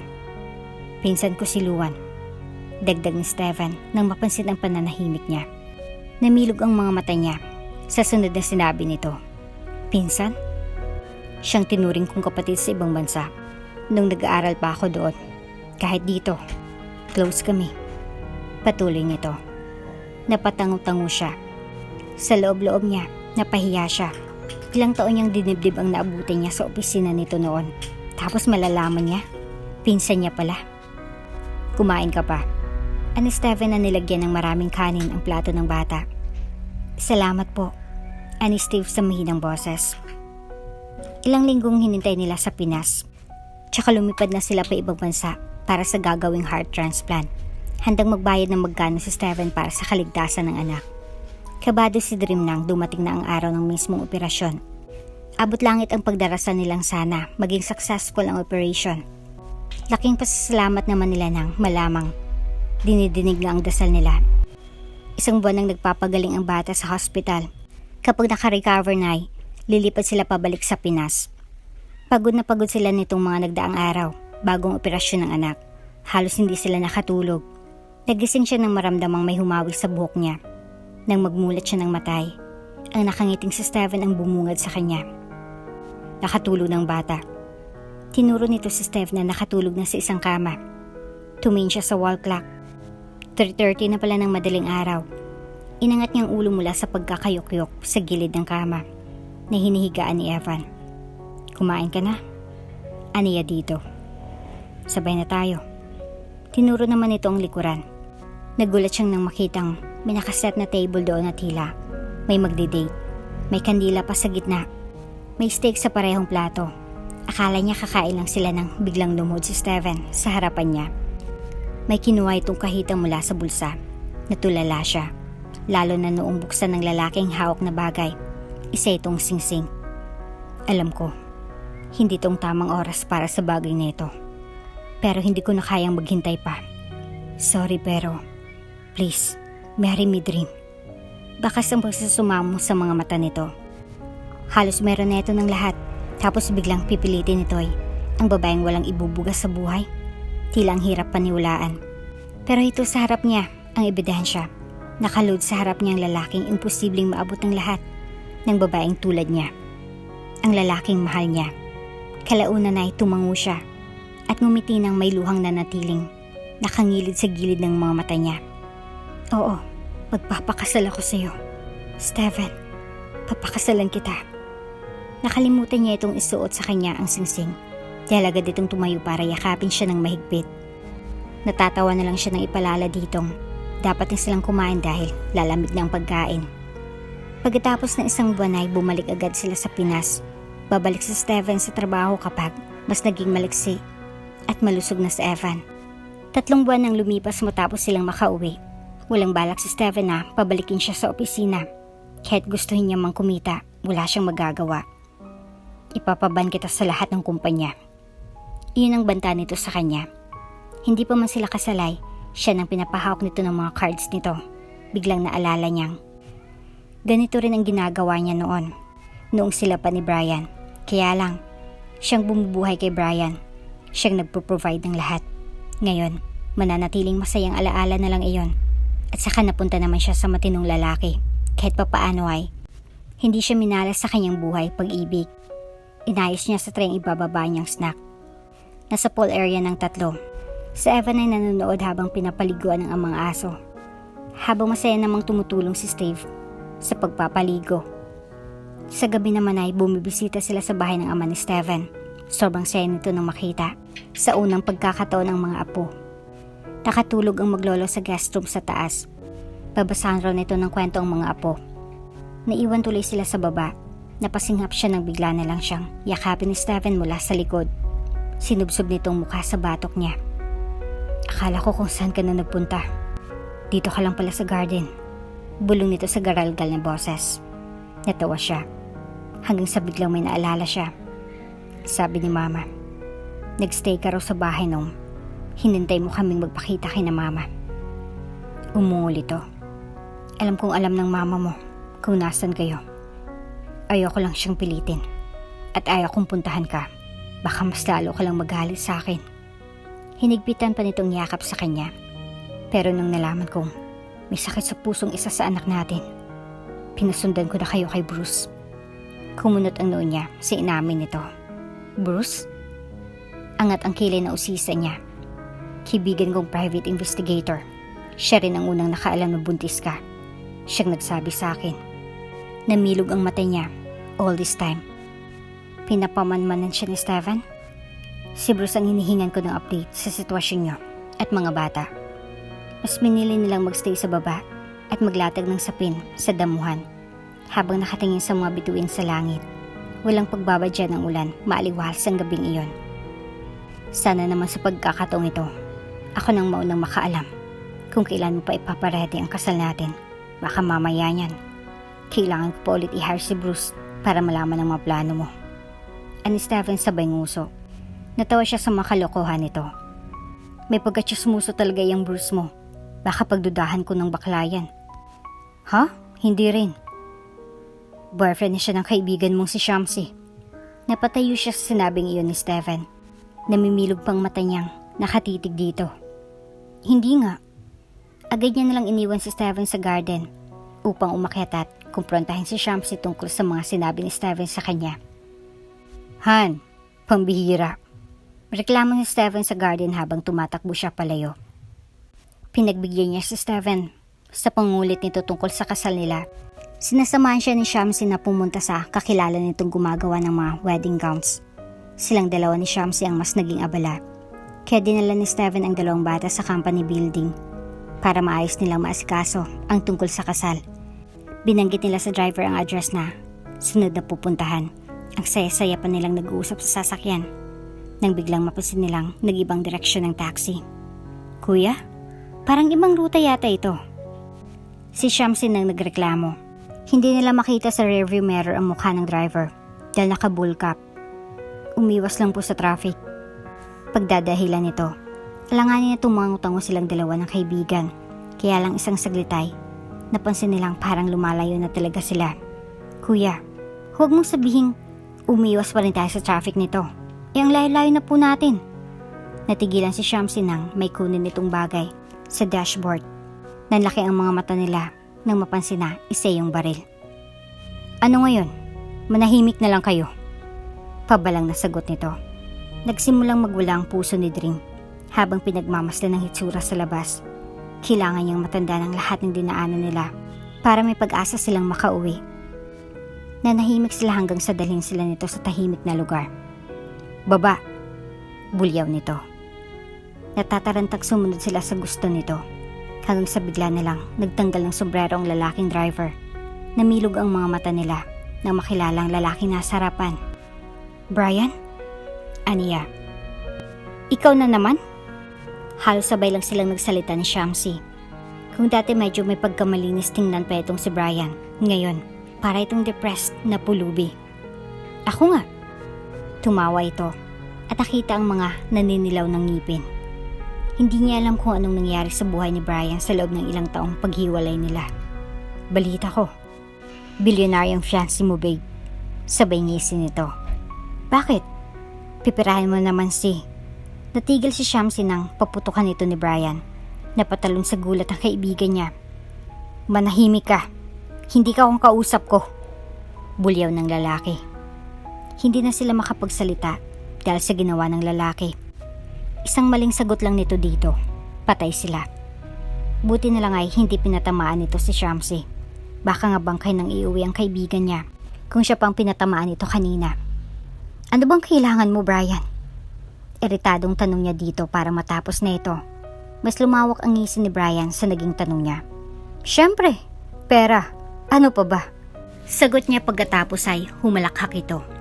Kung magkakaroon ulit ng pagkakataon si Shamsi na gulpin itong si Brian, sisiguraduhin niyang hindi na ito makakalakad. Ang payat-bayat nito ngayon, hindi tulad noon. At saka, mukhang nabalo na rin yatang lalaki. Ibibigay namin ang gusto mo basta hayaan mo lang kaming umuwi ngayon. Aniya sa lalaki para kumalma ito. Ganyan nga, tawagan mo na agad ang sugar daddy mo, babe. Sabihin mo 1 milyon ang kailangan ko. Utos ni Brian. Ang laki naman nun. Sasagot pa si Shamsi pero siniko niya na para matahimik. Baka mabulilyaso pa ang balak nilang pagtakas. Oo, tatakas sila. Hinding-hindi niya tatawagan si Steven. Asa naman ito. Pero lobat ako. Nabisi kami kanina kaya hindi nakapag-charge. Pwede bang manghiram sa'yo? Sa ulo kong numero niya. Nakatutok sa kanilang baril at may isang kamay nitong dumukot sa bulsa. Namilog ang mga mata niya. Hindi nila alam na madali nila itong maluloko. Kapag tumawag ito gamit ang phone nito, madedetect ito ng mga pulis. Balak niyang tawagan si Stephen pero manghingi sila ng tulong. At hindi hingi ng pera. Nakarede ng pepper spray niya. Only 15 lang yan. Kaya dapat same SIM card brand lang ang tatawagan mo. Paalala pa nito. Hindi siya makapaniwalang ganun ito kamangmang. Tumango na lang siya at kinuha ang keypad nito. Wala nang touchscreen ito, tiyak na binenta na rin. Dinayal niya ng numero ni Steven. Nagring yun at nagpasalamat siya. Nung umabot ang 3 ringay, agad niyang inilabas ang pepper spray at inispray sa mga mata ni Brian. Putang! Napadaing si Brian sa sakit. Kaya lang napatutok ito sa kung saan. Agad niyang hinila si Shamsi patungo sa sasakyan. Itong magdadrive dahil ito ang marunong magdrive. Kaya lang bago pa man nag-start ang kaibigan ay nagpaputok si Brian na malayo niyang namanid ang kabilang braso niya. Tumigil si Shamsi. Diyos ko, Dream, may tama ka. Mabilis na pinasiba ni Shamsi ang sasakyan dahil sa takot. Kaya lang nagpaputok ulit si Brian at tinamaan ang gulong niyon. Kaya wala silang ibang choice, kundi ang bumaba at tumakbo hanggat hindi pa nakakalapit ang lalaki. Inalalayan siya ni Shamsi nang tumakbo na sila papasok sa gubat. Ang malas pa at biglang bumuhos ang ulan. Hello? Hello si Shamsi to. Tulungan niyo po kami please. Delikadong sitwasyon namin. Hinahabol kami ng baliw na lalaking may baril. Sa tingin niya ay pulis ang tinatawagan ni Shamsi. Nagtago sila sa likod ng patay na puno. Tinawagan ulit niyang numero ni Steven. Pero ang phone niya ang gamit niya. Nagsinungaling lang naman siya kay Brian kanina na lobat siya para magkaroon sila ng chance na makatakas. Nanghihina na siya pero kailangan niyang kayanin. Hello, Han? Nakaredy ng dinner. Naghihintay kami sa'yo. Tulungan niyo kami. Tulungan. Anong nangyayari? Biglang naalarma si Steven sa kabilang linya. Tapos ay namatay ang tawag. Hinila siya ni Shamsi dahil halos hindi na siya makakbang dahil sa panghihina. Maraming nang dugong lumabas sa sugat niya. Isa yun sa nagpapahina sa kanya. Hanggang sa nakarinig sila ng putok ulit. Kaya lang sa pagkakataong iyon ay umikot ng paningin niya. Napasigaw si Shamsi. Bumungad sa kanyang kulay puting kesame. May kurtinang green. Doon niya na malayang nasa hospital siya. Bumungad agad ang mga mukha ng mga anak niya. Mama! Sunod na sumulpot ay si Steven. Bakas ang pag-alala sa mga mata nila. Han. Nabalitaan niyang napakulong na si Brian. Kasapi pala ito ng isang gang group. Matagal nang under surveillance ang grupo nito dahil sa mga illegal na gawain. Ngayon lang naispatan ng grupo dahil kay Brian. Nasuntok pa raw ni Steven ang ex niya noong magkita ang mga ito sa presinto. Hindi naman na napigilan ang kasal. Dahil kahit may bindahe siya ay maglalakad siya sa simbahan. Walang makakapigil sa kanya. Trauma pa ako. Pero dahil kasal mo, sige, susuportahan kita. Napapayak ni yakap siya ni Shamsi, ang nag-iisa at hindi mangiiwan na kaibigan. Kwento pa nito kung gaano siya kabigat nung buhatin siya nito makarating lang sa highway at makahingi ng tulong. Hindi siya nito iniwan kahit buwis buhay ng sitwasyon nito. Utang niya dito ang buhay. Nang balingan niyang altar, nandun at nakatayo ng lalaking makakasama niya buong buhay niya. May band-aid ito ngayon sa mukha dahil hinalughog nito ang kagubatan para mahanap siya. Pero kahit papaano nakakangiti pa rin sila sa harap ng napakaraming tao. Masaya pa rin nilang ipinagpatuloy ang naudlot na pag-iisang dibdib. At dito na nga po nagtatapos ang ating kwento. Hanggang sa muli. Bago ka pa lang sa channel neto, ibang kwento ni Ate Jane, istorya mo, ikwento ko. Huwag kalimutang pindutin ang notification bell at subscribe button.